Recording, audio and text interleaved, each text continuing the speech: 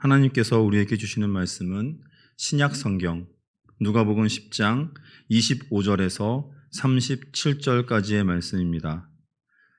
제가 보는 성경으로 신약 110쪽입니다.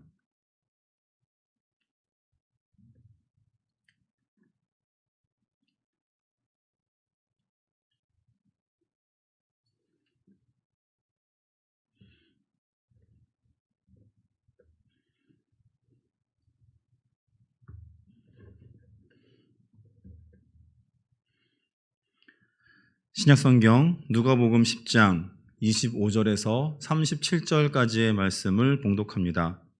이 계시의 말씀을 봉독할 때에 살아계신 하나님의 음성을 다 함께 들으실 수 있기를 바랍니다. 어떤 율법교사가 일어나 예수를 시험하여 이르되 선생님, 내가 무엇을 하여야 영생을 얻으리이까? 예수께서 이르시되 율법에 무엇이라 기록되었으며 네가 어떻게 읽느냐 대답하여 이르되 내 마음을 다하며 목숨을 다하며 힘을 다하며 뜻을 다하여 주 너의 하나님을 사랑하고 또한 내 이웃을 내 자신같이 사랑하라 하였나이다. 예수께서 이르시되 내 답이 옳도다. 이를 행하라. 그러면 살리라 하시니 그 사람이 자기를 옳게 보이려고 예수께 여짜오되 그러면 내 이웃이 누구니이까? 예수께서 대답하여 이르시되 어떤 사람이 예루살렘에서 여리고로 내려가다가 강도를 만나매 강도들이 그 옷을 벗기고 때려 거의 죽은 것을 버리고 갔더라. 마침 한 제사장이 그 길로 내려가다가 그를 보고 피하여 지나가고 또 이와 같이 한 레위인도 그곳에 이르러 그를 보고 피하여 지나가되 어떤 사마리아 사람은 여행하는 중 거기 이르러 그를 보고 불쌍히 여겨 가까이 가서 기름과 포도주를 그 상처에 붓고 싸매고 자기 짐승에 태워 주막으로 데리고 가서 돌보아 주니라. 그 이튿날 그가 주막 주인에게 데나리온 2를 내어주며 이르되 이 사람을 돌보아 주라. 비용이 더 들면 내가 돌아올 때에 갚으리라 하였으니 네 생각에는 이 세 사람 중에 누가 강도 만난 자의 이웃이 되겠느냐? 이르되 자비를 베푼 자니이다. 예수께서 이르시되 가서 너도 이와 같이 하라 하시니라. 아멘. 주보 속에 있던 그림 한번 보시겠습니까? 저는 좀 크게 좀 프린트를 해놨는데요. 네, 이거 혹시 누구의 작품인지 아시겠어요? 정말 유명한, 아마도 전 세계에서 가장 사랑받는 화가일 텐데요. 바로 빈센트 반 고흐의 선한 사마리아인 혹은 착한 사마리아인이라는 제목의 작품입니다. 바로 오늘 본문과 관련이 있는 본문의 그 본문을 가지고 주제를 가지고 그린 그림이죠.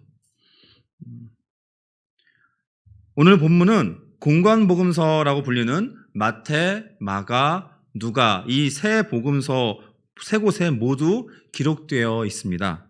이렇게 마태복음과 마가복음에 있는 오늘 본문과 같은 구절들을 병행본문이라고 합니다. 근데 이 누가복음은 이들 다른 병행본문들과 좀 다른 부분이 있는데요. 예수님께서 한 사람이 나와 영생을 얻기 위해 무엇을 해야 하는지를 예수님께 묻습니다.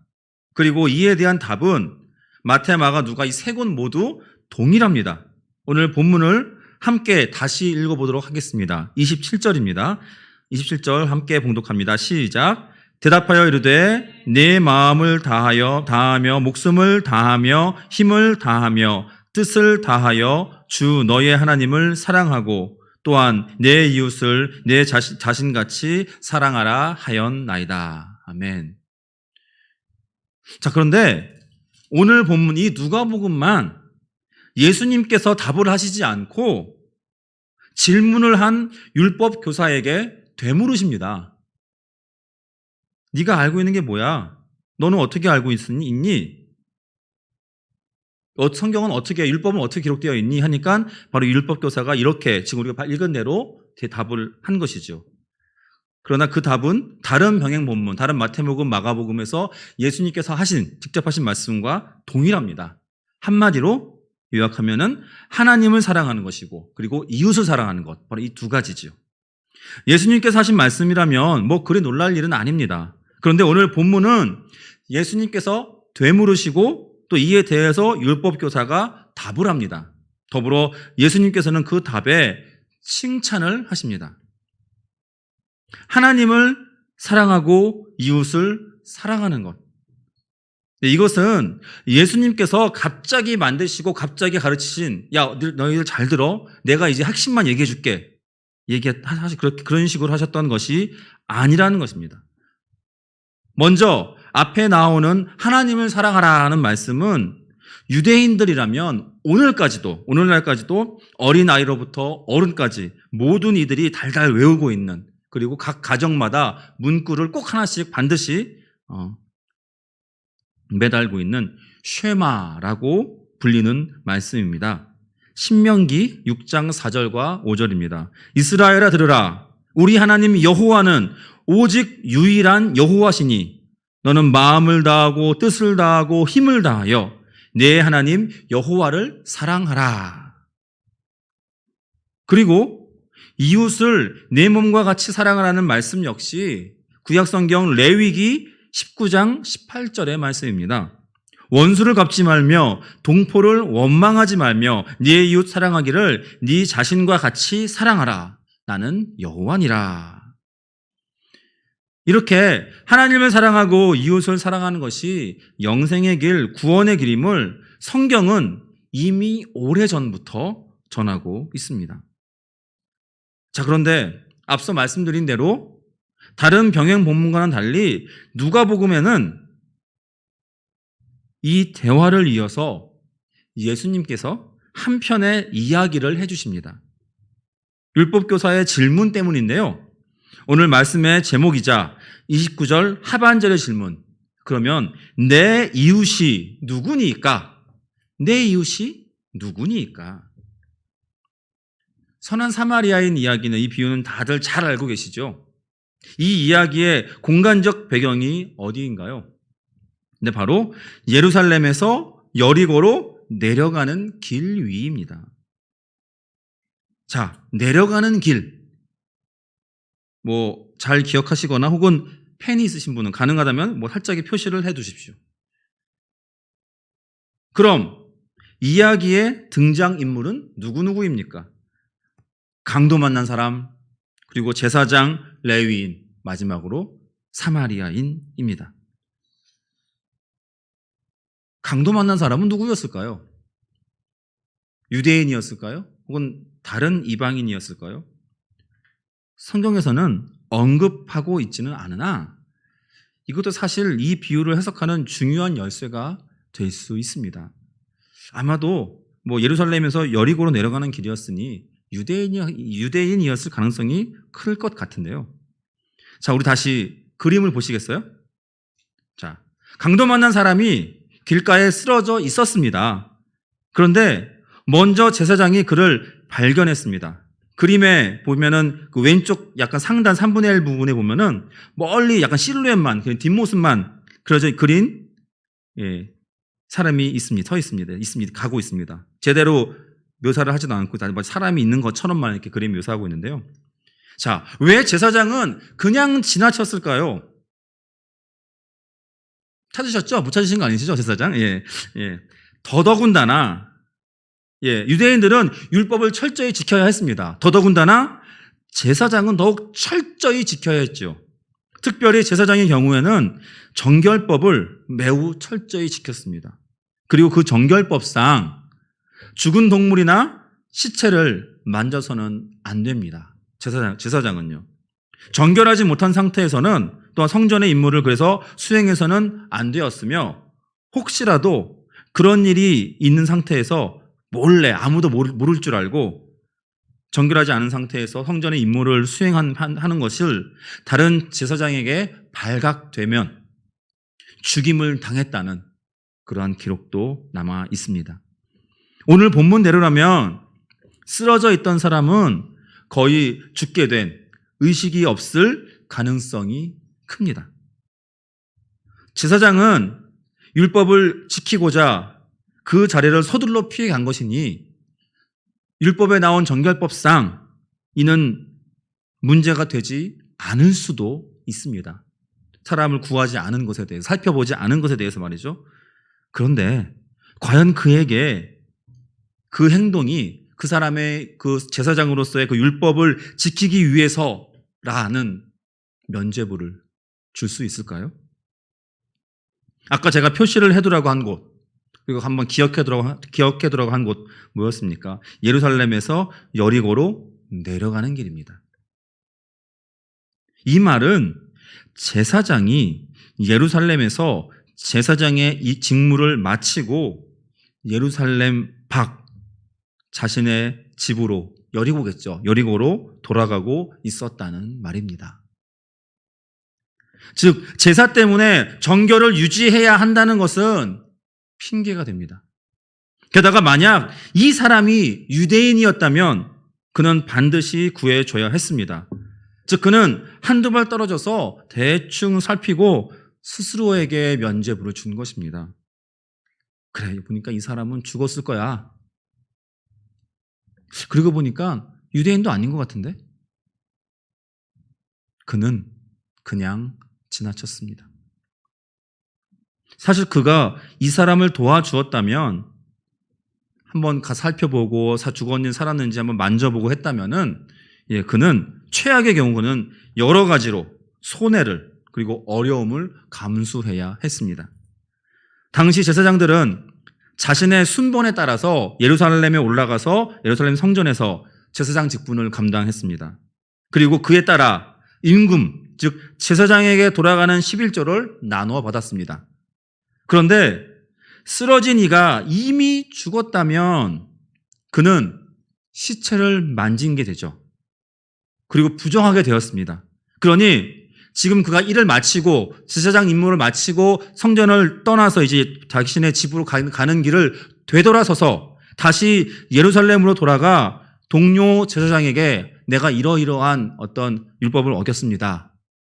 그래서 알리고 그리고 일주일간의 정결 예식을 치러야 했습니다. 다시 정결해지는 기간을 거쳐야 합니다.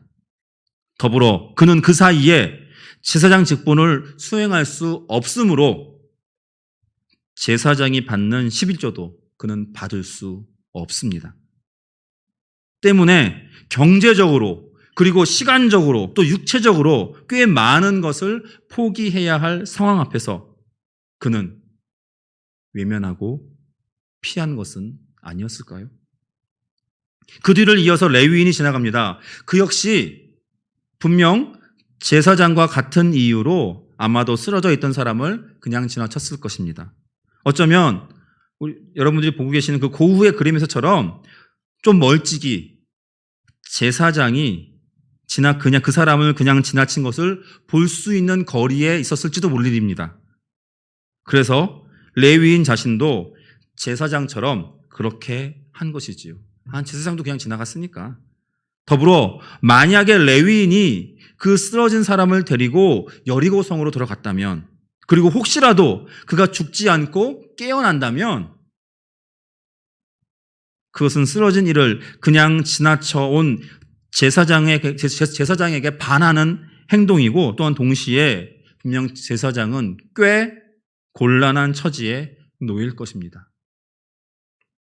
살릴 수 있는 사람, 곧 자신의 동포를 제사장 신분으로서 구하지 않은 꼴이 되었으니 말이죠.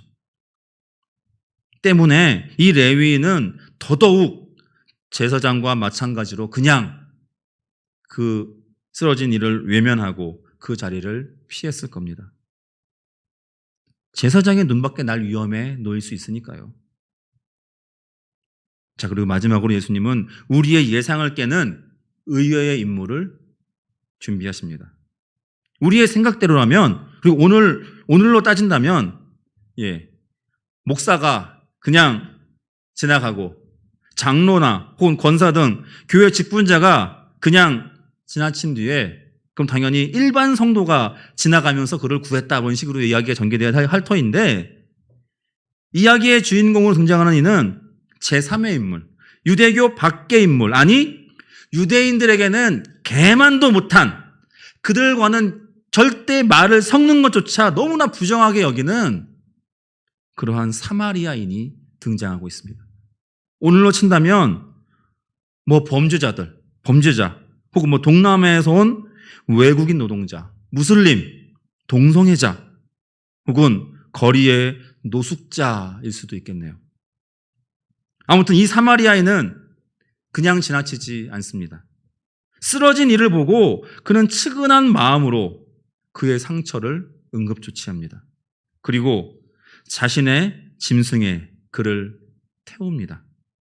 제가 이 그림을 가지고 오고 이 그림을 좋아하는 이유가 이렇게 사람을 억태우는 참 묘사를 잘하고 있습니다. 허리가 거의 꺾일 정도로 해서 이 쓰러져 있는 이를, 기절해 있으니 힘이 하나도 안 들어가잖아요. 그 사람을 억지로 태우려고 합니다. 여간 힘든 일이 아니었을 것입니다. 자, 환자를 응급조치하고 그리고 어렵게 자신의 짐승에 태운 뒤 그는 그를 가까운 주막으로 데리고 갑니다. 자신의 돈을 들여 그곳에 묵으며 밤새 그를 돌봅니다. 그리고 다음날 먼저 떠나며 그는 그 주막의 주인에게 이 환자를 끝까지 돌봐줄 것을 부탁합니다. 게다가 그저 그냥 말로만 하는 것이 아니라 얼마간의 비용까지 주면서 말이죠. 더불어 혹시라도 모자라면 돌아오는 길에 꼭 지불할 것을 약속합니다. 자신의 소유를 드리고 시간을 드리고 수고로움을 감수하며 나아가 후속 조치까지 한 뒤 그는 떠납니다. 그런데 여러분, 이 사마리아인의 행동에는 이것만 담겨 있지 않습니다.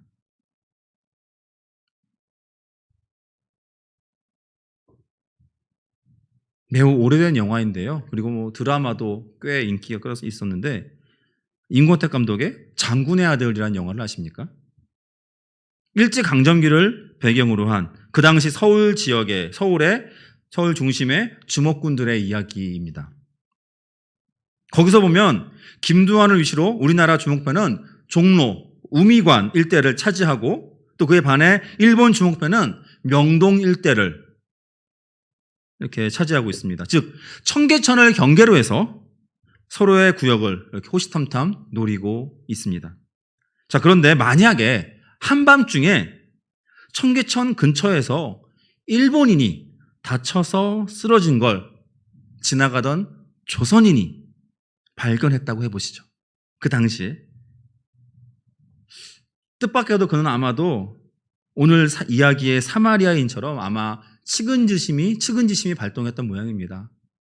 일본인은 참 싫지만 그럼에도 다 죽어간 사람은 살려야 되겠다라는 그 심정으로, 그래서 그는 그를 들쳐업고 가까운 명동에 있는 병원에 입원시키고 그를 돌보아 줍니다. 자, 문제는 근데 그 다음입니다. 의식을 잃고 이럴 정도로 다친 일본인을 한국인이 그 일본 병원에 데리고 왔다라는 소문이 쫙 퍼진 다음날 아침, 과연 그는 병원을 온전히 빠져나올 수 있었을까요? 병원 앞에 의심과 오해로 야기된 그러한 폭력성을 띤 일본인 군중들로 인산인해를 이루고 있지는 않았을까요? 예루살렘에서 여리고로 내려가는 길이었으니 분명 이 사람이 들린 여관은, 아까 주막이죠. 여관은 분명 유대인들의 마을이었을 것이고 아마 여리고였을 가능성이 큽니다. 그리고 일반적이라면 사마리아인은 이제 여리고 경계에 이르렀을 때 이제 사람들이 지나갈 수도 있을 만한 그러한 곳에 이 다친 사람을 내려주고 그는 황급히 사라져야 했습니다. 바로 유대인을 피해서 말이죠. 사마리아인이 다친 유대인을 짐승에 태워 마을로 들어오는 것을 그 동네 주민이 발견했다면 그의 안전은 결코 보장받지 못했습니다. 아무리 그가 다친 사람의 생명을 구해줬을지라도 그는 단지 사마리아인 이유라는 이유만으로, 그리고 그 옆에 의식을 잃은 유대인과 함께 있는 것만으로 그는 다친 사람에 대한 복수의 대상이 될 수밖에 없습니다. 그러나 이 사마리아인은 놀랍게도 밤새 다친 이를 돌본 뒤 아침에 길을 나섭니다. 그리고 한 가지 더, 자신의 금전적인 손해를 감수하며 주막 주인에게 2데나리온을 주고, 그리고 더불어 혹시라도 돈이 모자라면 돌아오는 길에 갚아주겠다라는 말을 합니다. 이것은 당시 1세기의 사회 상황을 반영한 행동입니다. 여관에 묵는 사람이 여관비를 내지 못하면, 오늘로 치면은 이제 무전 취식이죠? 그러면은 뭐 경찰이 끌고 가서 뭐 형을 산다거나 혹은 이렇게 그런 식으로 하는데, 이 당시에는 여관비를 내지 못하면 이 여관 주인이 그 사람을 노예로 팔 수 있었다고 합니다. 노예로까지. 이야기 속 희생자는 강도에게 옷을 포함한 모든 것을 빼앗겼습니다. 그림 속 레위인 바로 앞쪽에 보면은 빈 상자처럼 열려있고 뚜껑이 열려있고 비어있는 상자가 보이시죠? 그림에. 예. 그리고 이것처럼 아무것도 없는 상황이었습니다. 그 사람은. 모든 것을 빼앗겼다고 하죠. 사마리아인은 다친 사람을 구한 일이 헛일이 되지 않도록, 즉 그 환자가 추가 비용으로 말미암아 노예로 팔려가지 않도록 여관비를 미리 내고, 그리고 추가로 발생할 비용 역시 그가 반드시 내겠다라는 확약을 한 것이죠. 이 이야기에서 사마리아인은 다친 사람이 전혀 기대할 수 없는 그러한 사랑을 값지게 베풉니다. 그 과정을 통해서 어쩌면, 이 이야기를 통해서 어쩌면 예수님은 삶을 바꿔놓는 고귀한 사랑, 정차 당신이 달릴 그 십자가에서 절정에 이를 고귀한 사랑의 능력을 보여주시고 계십니다. 성경을 보실까요? 마지막 예수님과 율법교사의 대화를 보시겠습니다. 36절과 37절을 우리 함께 읽겠습니다. 시작. 네 생각에는 이 세 사람 중에 누가 강도 만난 자의 이웃이 되겠느냐? 이르되 자비를 베푼 자니이다. 예수께서 이르시되 가서 너도 이와 같이 하라 하시니라. 아멘. 결국 예수님은 내 이웃이 누구이니까? 라는 율법교사의 질문에 답하지 않으십니다. 대신 예수님은 내가 누구에게 이웃이 되어야 하는가, 더불어 그 이웃에게 또한 어떤 이웃이 되어야 하는가라는 더 큰 질문을 던지십니다. 그리고 그 답은 절박한 처지에 놓인 사람입니다.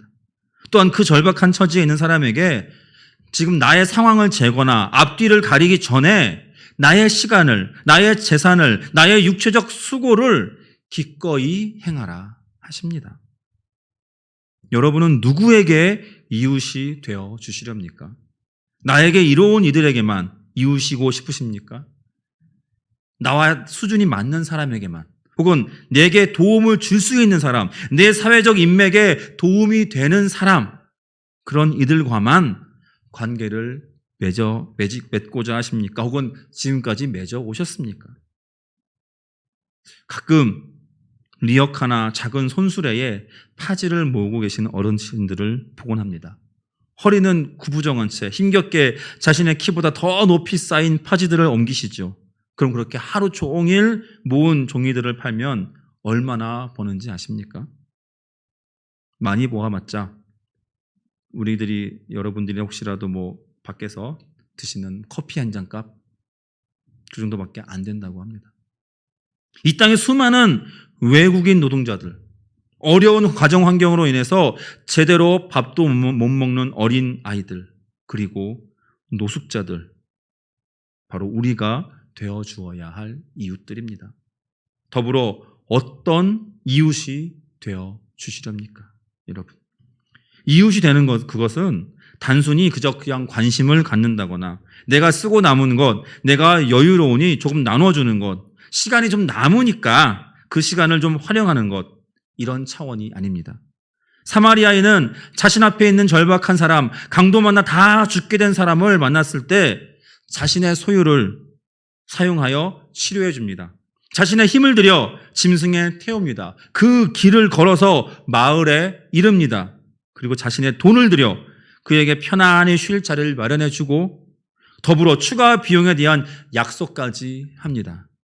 그리고 어쩌면 자신의 생명까지도 걸었습니다. 마치 예수님이 말씀하시는 이 사마리아인은 바로 우리 예수님께서 우리를 위하여서 십자가를 지시고 그 십자가를 통하여 보여주신 그분의 사랑의 길인 것입니다.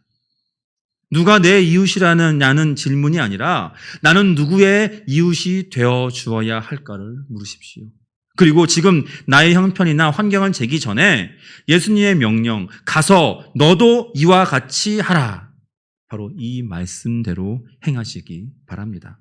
이것이 진정한 이웃이 되는 길이며 예수님의 길, 그 십자가의 사랑을 행하는 길이며 결국 복음 이야기를 실천하는, 복음 이야기를 살아내는 삶입니다. 기도하겠습니다. 사랑의 하나님, 주님은 우리를 이 땅에서 홀로 살도록 만들지 않으셨습니다. 우리에게 함께 살며 서로 사랑하고 서로 돕고 서로 위해주며 살기를 바라십니다. 누가 내 이웃일까? 누가 나에게 도움이 될까? 누가 내게 이익이 될까? 이런 물음이 아니라 나는 누구의 이웃이 되어 주어야 할까? 나의 도움이 필요한 이가 누구일까를 묻고 기꺼이 손해를 보고 시간을 들이고 수고를 행하는 우리 모두가 되게 하옵소서. 우리를 위하여 죽기까지 사랑하신 그 희생의 사랑의 길을 걸어가신 주님의 뒤를 따르는 삶을 살게 하옵소서. 예수님의 이름으로 기도드립니다. 아멘.